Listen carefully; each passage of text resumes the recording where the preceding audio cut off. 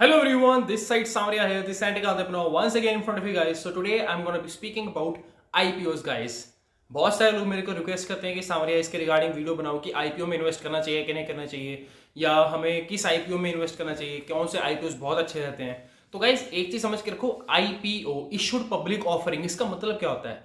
जिस भी कंपनी को एक्चुअली पैसों की जरूरत होती है, या तो बंदा बैंक से पैसे ले सकता है या फिर किसी से अपनी कोई एसेट है उसको गिरवी रख के उसके एवज में जो उससे पैसे मिलेंगे किसी लाइक XYZ कंपनी से, they can get the money from that as well.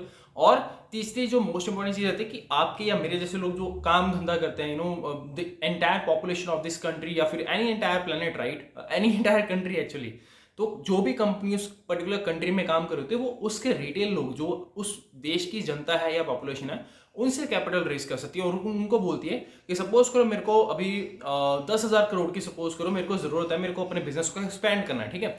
तो मैं क्या करूंगा, मैं आप लोगों को अपनी कंपनी के कुछ शेयर दे दूंगा, अपनी कंपनी में कुछ प्रतिशत का हिस्सेदारी दे दूंगा, और आप उस कंपनी के शेयर्स को खरीद सकते हो। और आप जो मेरी कंपनी में पैसा लगाओगे, जो पैसा निवेश करोगे, उस पैसे को मैं यूज करके अपनी कंपनी का बढ़ोतरी करूंगा, ठीक है। It will be best be multiplying my business in various parts of the country like that, ठीक है। तो ये चीज होती है आईपीओ की। But the biggest problem with IPO is like for example हाल ही में जैसे IRFC का आईपीओ आया था, ठीक है। उसका प्राइस बैंड था मेरे ख्याल से 22 या 23 रुपए का करीबन। But who decides this price band, या is this a price band accurate one? SBI का आईपीओ आया था करीबन 535 के करीबन, आई गेस। मैं प्राइस में ज़्यादा एक्यूरेट नहीं हूँ, but again understand this thing. बहुत सारे आईपीओ होते हैं जो लाइक लॉन्च होने के सारे बहुत ऊपर शूट अप होते हैं, या फिर कुछ आईपीओ होते हैं कि मार्केट बहुत अच्छा चल रहा हो बट फिर भी उनका बेड़ा गर्क हो जाता है। हैप्पीएस्ट माइंड के आईपीओ के बारे में आपको पता होगा, SBI कार्ड के बारे में पता होगा, अपना मैसडॉक का आईपीओ था उसके बारे में पता होगा, हाल ही में बहुत सारे फिर से आईपीओ आए हैं। तो ऐसा क्यों होता है कि कुछ आईपीओ बहुत ही हाई उनकी प्राइस वैल्यू चली जाती है, कुछ आईपीओ का बिल्कुल ही बेड़ा गर्क हो जाता है, तो उनके आने के बाद लाइक कुछ देर में उनका ना सारा का सारा प्राइस चला जाता है। तो गाइस ऐसा इसलिए होता है कि जो आईपीओ की प्राइस सेट होती है वो प्राइस एक्चुअली एक्चुअल प्राइस नहीं होती है, ठीक है। उसका प्राइस का भाव का पता तब चलता है जब वो मार्केट में आता है, और जब उसकी ट्रेडिंग स्टार्ट होती है तब उसकी औकात पता चलती है आईपीओ की, ठीक है, या उस कंपनी के स्टॉक की, ठीक है। अभी सपोज करो आलू आपके घर के पास जो बंदा है रेडी लगा के बैठा हुआ वो बेच रहा है 15 रुपए किलो, ठीक है। आप रिलायंस के उसमें शॉप में जाते हो, या अपना आपके पास कोई भी और मॉल है, बिग बाजार हो गया, XYZ कोई भी बाजार है, वहां पे आलू का भाव चल रहा है सपोज करो 12.5 या 13 रुपए के करीब। तो डिफरेंस आ गया ना, आलू वही है, बट अगेन जब आप दो जगह पे जाके उसको डिफरेंटली चेक करते हो तो उसके भाव में फर्क आता है। सिमिलरली अपना ठंडे इलाके हैं जहाँ पे शिमला हो गया या जम्मू हो गया, वहां पे उसका कोई भी चीज आप बेचते हो वहां पे 1 या 2 रुपए महंगी बिकती है ना। कोल्ड ड्रिंक हो गई, मैगी हो गई, कोई भी चीज लाइक, क्योंकि उसका जो एलिवेशन है, एल्टीट्यूड है, वो एक हायर लेवल पे, तो वहां पे जो ट्रैवल का खर्च आता है थोड़ा सा बढ़ जाता है, राइट। उसके ट्रांसपोर्टेशन कॉस्ट में थोड़ी एक्सीडिंग आई थी, तो उस तरह से उसकी चीज की सेम चीज है, बट लेकिन उसका फर्क जो है प्राइस का थोड़ा सा बढ़ जाता है। तो similarly from north to south, east to west, product एक ही है बट उसके प्राइसेस वेरिएबल हो सकते हैं। तो सिमिलरली आईपीओ जो आता है, ठीक है, उसकी कीमत जो डिसाइडिंग फैक्टर होता है वो तब पता चलता है कि मार्केट में जो लोग लेने वाले बैठे हैं वो उसकी प्राइस को जज करते हैं। 770 रुपए, 781 रुपए, अरे नहीं मेरे को 750 से लेना ही नहीं है महंगा, कोई बोल रहा 600 भी मेरे लिए ज्यादा है। तो ये चीज होती है मार्केट में, जो उसका मोल भाव होता है ना, तब जाके प्राइस एक जगह पे स्टेबल हो जाता है गाइस। उस प्राइस के बाद ही अगर आप उस चीज को खरीदोगे तब उसका बेहतर होता है। अदरवाइज लाइक कितने ही आईपीओ आते हैं ऐसे आते हैं कि लाइक नीचे रखे फिर वो ऊपर की कर्व लेते हैं। तो मैं पर्सनली अगर आप मेरे से पूछोगे तो मैं आईपीओ में एक्चुअली इन्वेस्ट तो नहीं करता हूँ, until unless it is a very deal breaker IPO. LIC के आईपीओ का मैं बहुत ज्यादा वेट कर रहा हूँ, जब आएगा मैं अपना घर बेच के भी उस आईपीओ को लूंगा। और मैं ये अपने बेसिक के स्टूडेंट्स को, एडवांस के स्टूडेंट्स को पिछले साल से बोल रहा हूँ, तब से अभी तक आया नहीं है। पिछले साल से अभी तक मेरे ख्याल से मैंने सिर्फ 3 आईपीओ ही रिकमेंड किए हैं। एक था UTI AMC का, उसके बाद था LIC का आईपीओ जो अभी तक आया नहीं है, और तीसरा आईपीओ था मेरे ख्याल से NSE का, ठीक है। तो ये चीजें हैं गाइस कि आपको याद रखना होगा कि आपको किस कंपनी के बिजनेस में किस हिसाब से इन्वेस्ट करना है।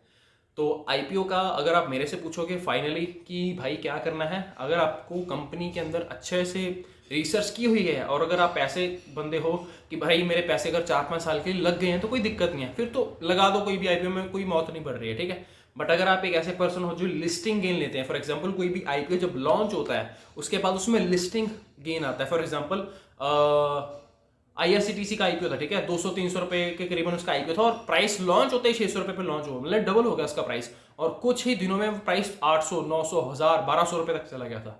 तो बहुत सारे लोग बोल रहे थे अरे यार IRCTC का मिस कर दिया मैंने आईपीओ। तो ऐसी चीज़ नहीं होती आपको समझना पड़ेगा अगेन कि company to company, business to business and monopoly to monopoly, मतलब बहुत सारी चीज़ें रहती हैं एक आईपीओ को लेने के लिए। तो आपको पहले तो उसके पीछे रिसर्च करनी पड़ेगी। इट इज़ जस्ट लाइक बहुत से लोग पागल हो जाते लाइक अरे बचपन में जैसे 10th के बाद क्या कर रहे हैं, कॉमर्स कर रहे हैं, नॉन मेडिकल, हाँ चल मैं भी वही करूंगा। तो वो फुद्दू चीज़ें मत किया करो। उसके लिए कंपनी के बारे में थोड़ा पढ़ा करो कि उसका फ्यूचरिस्टिक ग्रोथ है कि नहीं है, ठीक है। तो उसके अकॉर्डिंगली ही कंपनी में इन्वेस्ट करो। जी देखो, मैं इसमें आपको एक सिंपल सा लॉजिक बताता हूँ। आप एक आईपीओ को इन्वेस्ट करने के लिए कैसे चूज कर सकते हो। अगर तो उस कंपनी की मोनोपोली है, जैसे पीडीलाइट हो गया, पीडीलाइट जो फेविकोल वाली कंपनी है, तो उसकी मोनोपोली है यार, उसके अलावा कोई स्टॉक मार्केट में स्टॉक है ही नहीं, ठीक है। या कोई ऐसा स्टॉक है जिसके आने वाले टाइम पे फ्यूचरिस्टिक ग्रोथ बहुत ज्यादा है, आईटी का कोई स्टॉक है तो उसको ले लो। अगर कोई कम्युनिकेशन या 5G जो टेक्नोलॉजीज है ना आजकल, उसके रिगार्डिंग कोई स्टॉक, उसमें इन्वेस्ट कर सकते हो। या अभी जैसे केमिकल के बहुत सारे स्टॉक्स हैं, उनमें बहुत सारे फाड़ फाड़ के, छप्पड़ फाड़ के प्रॉफिट हो रहा है। तो आपको एक सेक्टर वाइज भी सोचना पड़ता है कि ठीक है, इसका आने वाले सेक्टर में ग्रोथ है कि नहीं है। अभी जैसे आपको पता होगा कि एग्रीकल्चर के रिगार्डिंग बहुत सारे प्रोटेस्ट हो रहे हैं, है ना। तो अल्टीमेटली पूरा देश जो चलेगा, इकोनॉमी जो चलेगी, कुछ खाएगी तभी जिएगी ना आगे, ऑफकोर्स। तो जो पैदावार होगी, जो उसके हार्वेस्टिंग होगी, तो मतलब अगेन कुछ ना कुछ तो मिलेगा ना उनको खाने के लिए। तो अगेन जो केमिकल सेक्टर के स्टॉक्स हो गए या कुछ स्पेशलिटी केमिकल्स के स्टॉक हो गए, तो ये again they make an impact, okay.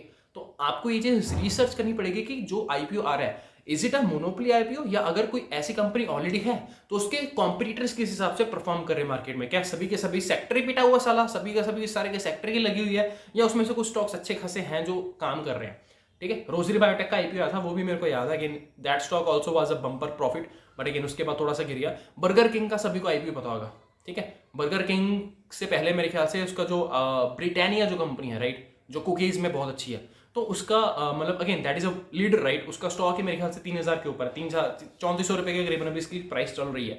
तो आपको ये देखना पड़ेगा, अगेन मैं बार बार बोलूँ, कुछ फैक्टर्स को आपको नोटिस करना पड़ेगा कि कंपनी की मोनोपोली है कि नहीं है, कंपनी का बिजनेस क्या है, is it a future expendable business, उसका फ्यूचरिस्टिक उसकी ग्रोथ है कि नहीं है। और अगर लिस्टिंग गेन के लिए काम कर रहे हो तो भैया it is gonna be a ticking mind. मैं सीधी सी बात बोलूंगा, अगर तो जेब में दिल है, जिगरा है, तभी काम करना, अदरवाइज बहुत सारे लोगों की लंका भी लग जाती है। And that is all guys for the IPO thing. I hope बहुत सारी चीज़ें आपको समय लगी होंगी। And to watch something new again, just subscribe to my channel and thank you so much for watching. Have a good day, bye bye.